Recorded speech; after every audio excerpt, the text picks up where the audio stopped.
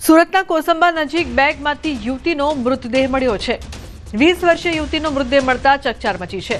યુવતીના ગળાના ભાગે ઈજાના નિશાન। પોલીસે મૃતદેહને પોસ્ટમોર્ટમ માટે ખસેડ્યો છે। પોલીસ સહિત 25 જેટલા અધિકારીઓ તપાસમાં જોડાયા છે। નજીકના વ્યક્તિએ જ હત્યા કર્યાનું અનુમાન છે। મૃતદેહના ઓળખ કરીને વધુ કાર્યવાહી શરૂ કરવામાં આવી છે।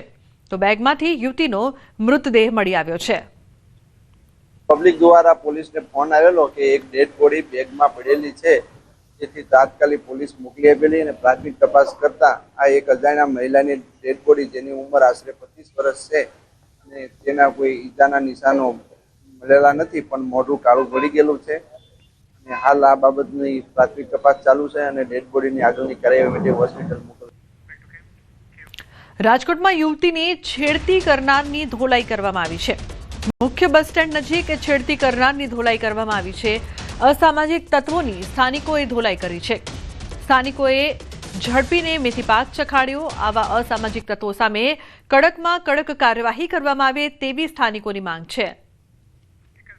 તો યુવતીની છેડતી કરવામાં આવી હતી, જે બાદ લોકોએ તેને પકડીને માર માર્યો। મુખ્ય બસ સ્ટેન્ડ નજીક છેડતી કરનારની ધોલાઈ કરવામાં આવી। સ્થાનિકોએ ઝડપીને મેથીપાક ચખાડ્યો હતો।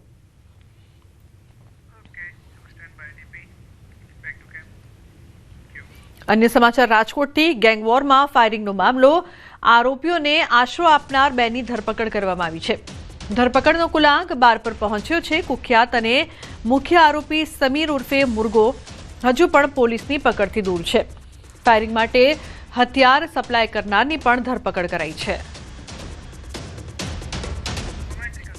તો હથિયાર સપ્લાય કરનાર કોણ તેવા અનેક સવાલોની સાથે પોલીસ દ્વારા તપાસ કરવામાં આવી રહી છે। પોલીસ દ્વારા આ મામલે વધુ કાર્યવાહી કરવામાં આવી રહી છે। આરોપીઓને આશરો જેમણે આપ્યો હતો તે 2 લોકોની પણ ધરપકડ કરવામાં આવી છે। હવે ધરપકડનો કુલ આંક 12 પર પહોંચી ગયો છે। તો કુખ્યાત મુખ્ય આરોપી હજુ સુધી પોલીસ પકડથી દૂર છે, તેને પણ શોધવામાં આવી રહ્યા છે। હથિયાર સપ્લાય કરનાર પણ પકડથી દૂર છે। હથિયાર કોણે સપ્લાય કર્યા હતા તે પણ તપાસનો વિષય।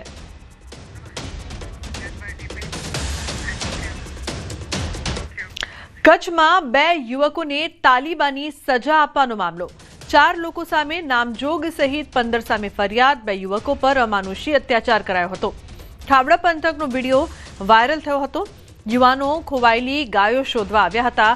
સીમાડે મળેલા યુવકોએ મહિલાઓની છેડતી કરવા આવ્યા છો કહીને અત્યાચાર ગુજાર્યો હતો। માર મારી, અડધી મૂછ અને અડધો ટકો કરી, લાલ મરચાની ભૂકી ભભરાવી, ઝાડ સાથે બાંધીને વિડીયો ઉતારીને વાયરલ કર્યો હતો। ખાવડા પોલીસે ફરિયાદ નોંધીને આગળની કાર્યવાહી હાથ ધરી છે।